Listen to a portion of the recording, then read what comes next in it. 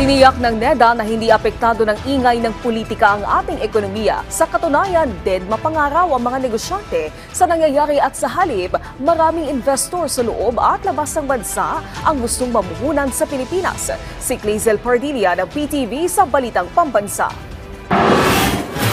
Ang mga tindang pagkain ni Renilyn, daragdagan pa niya ng spaghetti at kakanin sa darating na Desyembre. Bukod kasi sa dumarami ang customer tuwing holiday season, pansin niya sa mga kumakain at nakatutok sa kanilang telebisyon.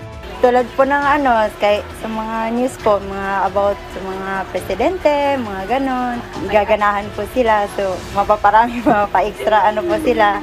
Mainit man ang isyu sa politika, tiwala ang National Economic and Development Authority na hindi ito magdudulot ng negatibong epekto sa ating ekonomiya. Now, release yesterday, it's a business as usual for us, and I don't think that these political noises would have any impact on the economy. What is important is that our economic policies, our economic the policy directions are sound and sustained. Mahigpit na tinututukan ng administrasyon ni Pangulong Ferdinand R. Marcos Jr. ang pagtupad ng Philippine Development Plan.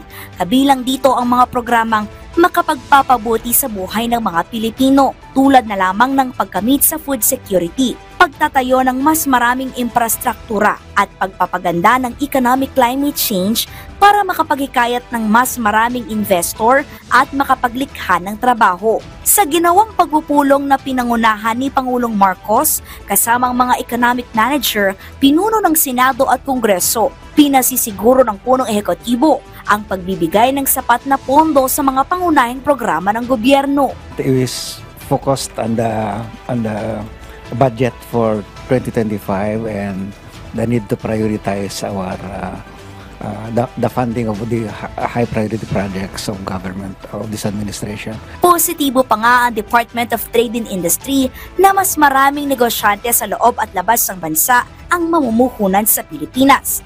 Kasunod yan ang pag-angat ng S&P Global Ratings sa economic outlook ng Pilipinas sa positive mula sa dating stable. Nangangahulugan ito ng mas mataas sa kumpiyansa sa kakayahan ng gobyerno at pribadong sektor sa Pilipinas na bayaran ang utang nito.